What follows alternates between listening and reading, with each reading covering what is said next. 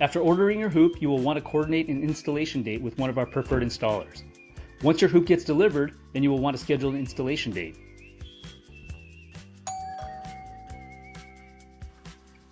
Hi. Hey. How are you? Good. Here to install your hoop. Amazing. Oh my gosh, we've been waiting for so long. Oh, I bet. The kids are going to be so excited. For sure. Let me show you where we're going to set up. Once you have determined a location, please consider the following. Dig area free from any underground utilities. Contact DigSafe or 811 to have underground utilities checked prior to digging. This is a free service and highly recommended if the install is in the front yard. The first phase consists of digging an adequate hole and pouring concrete for a solid foundation. These are the basic tools needed for the first phase. You will need a spade shovel, a square shovel, a digging bar for tough soils and rocks, a broom for cleaning up the work area, a concrete mixing bin, or possibly a wheelbarrow, an adjustable wrench for the anchor kit assembly, 2-foot level and a 1-foot level to ensure your form and anchor kit is level, and a trowel for the clean, professional look. For a solid and safe installation, you will need a minimum of 700 pounds of concrete. Making a form out of 2x4s will help give your installation an aesthetically pleasing look. Start by cutting up an 8-foot board into 4 pieces. Try to make the footing around 20 inches square. Picking a location. Lay out your form in a chosen area. Cut around the form and pry up the grass so that the form sits inside the cutout. Start digging a hole to the specified dimensions of 18 inches wide and around 40 inches in depth. Be careful of the first 18 inches of digging, as irrigation lines may be in the path of the hole. Make sure the bottom of the hole is wider than the top, kinda like an elephant's foot.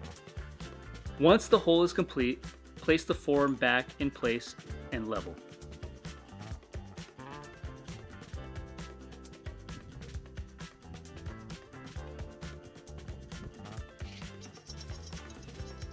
Anchor kit assembly. Thread all the nuts and J-bolts in the install template. Tighten the nuts with an adjustable wrench. When complete, it should look like this.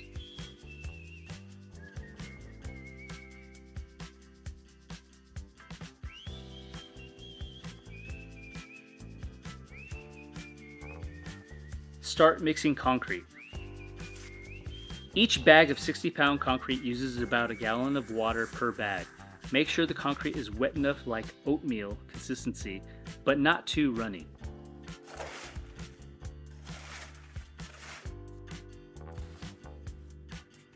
Once you pour the concrete close to the top, place the 4 rebar in the hole and make sure they are below the level of the concrete.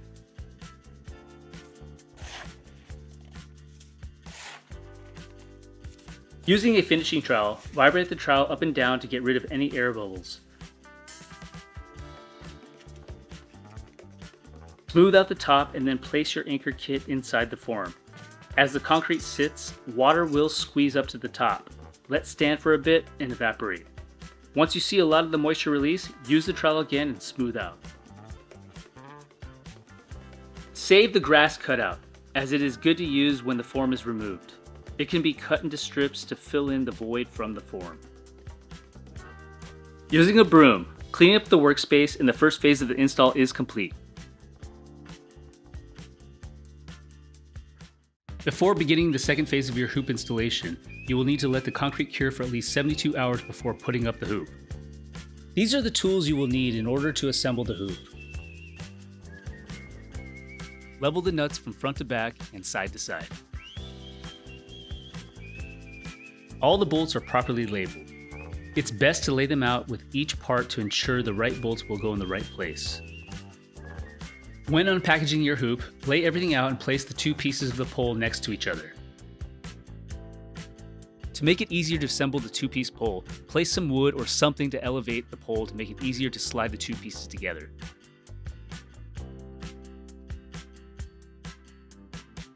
Once the 2 poles are together, start threading the eccentric washers into all 12 poles.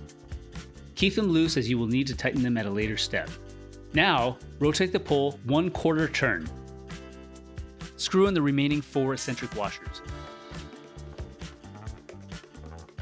Put the bolts through each hole and screw on the nut on the other side. Do not tighten these bolts at this step, as you will need to do this after the pole is upright onto the anchor bolts.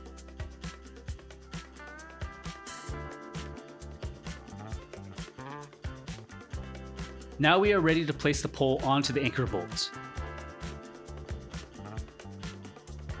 You will need to lift the pole up onto the anchor bolts. Once the pole is standing vertical, place all 4 washers, lock washers, and nuts on all 4 bolts and tighten with a wrench or socket.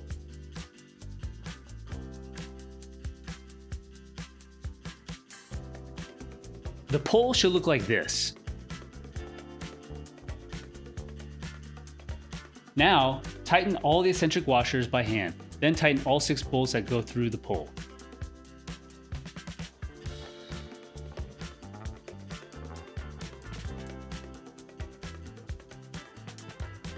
Lift the arm up over the top of the pole.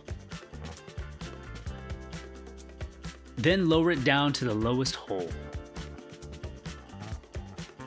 Put the bolt through and then place the safety pin through the back side of the pole to keep the lower arm stable and still. Now, place the washer and nut onto the bolt.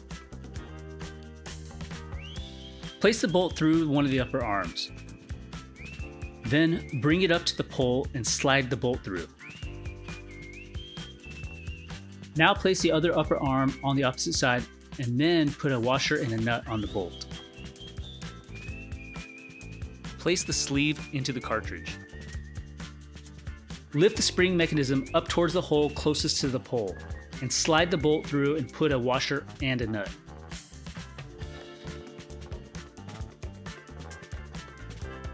Place the bolt through the last hole and bring up the actuator. Push the bolt through to the other side and then place a washer and a nut.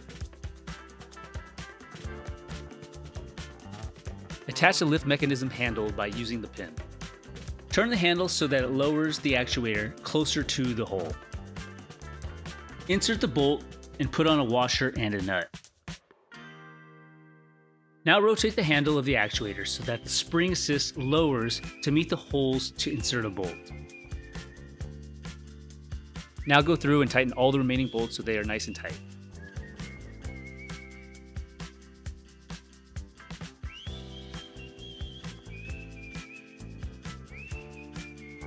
Now remove the plastic spring assist spacer.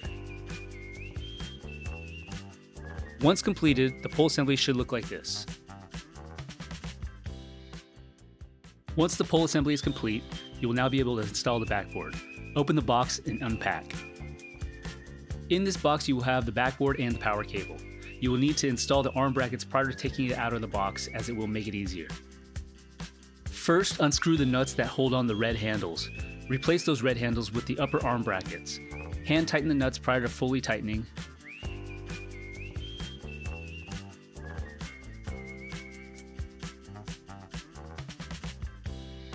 Do this to both sides.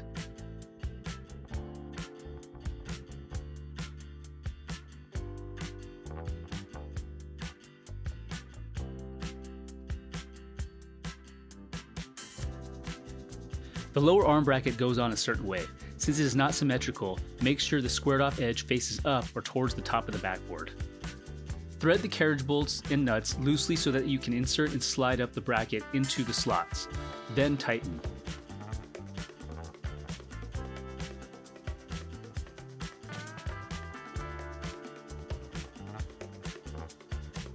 Now it's time to lift the backboard up to the extension arms. By using a material lift or some type of hoist lift, attach the backboard with ratchet straps. Once the backboard is held up by the lift, crank the lift so that the backboard raises to the appropriate height to the lower extension arm. Once the height is correct, slide the proper bolt through the hole to the other side.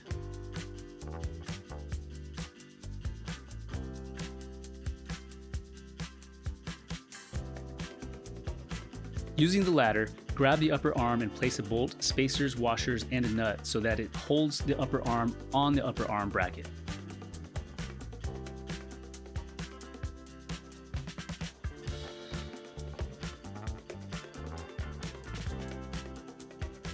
Do the same to the other side.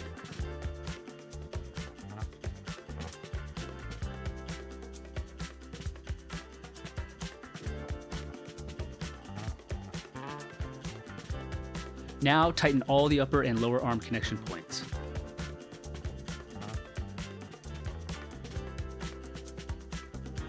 Now we are on to the rim installation, but before, take off the 4 bolts that hold the rim spacer. It is very important to keep this rim spacer on when installing the rim to the hoop.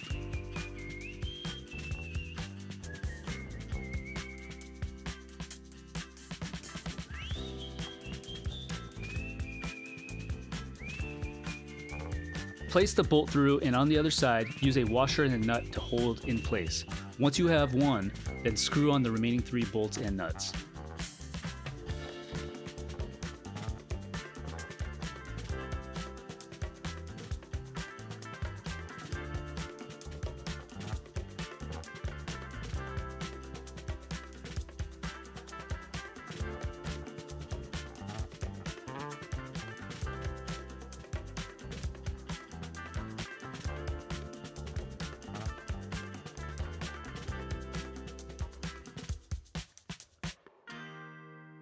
Before tightening the rim bolts, make sure the backboard is level from front to back.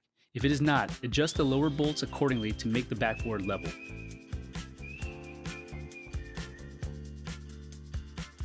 Once you have achieved a level backboard, tighten the base bolts really tight.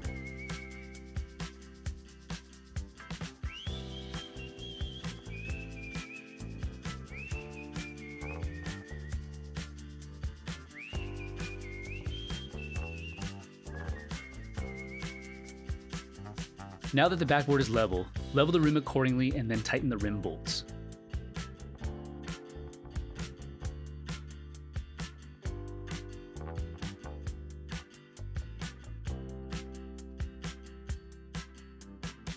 Then screw on the rim cover plate.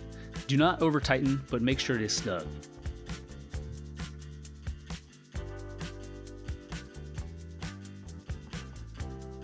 Take the power cable and plug it into the rear port just behind the rim. The pole does have areas in which the cable will need to be fed through to minimize the visibility of the power cord. Unscrew the top plate and then feed the cable down and through so that it reaches the base. If you have run conduit with the power box, then plug into that. Otherwise, if you are using a power cable or extension cord, connect the power cable and place the connection point inside the pole. Then screw the plate back in place. Now that there's power to the hoop, turn on the switch just behind the rim. You will hear it power on. Now let's measure the correct height. Raise the hoop until you reach 10 feet and measure with a tape measure.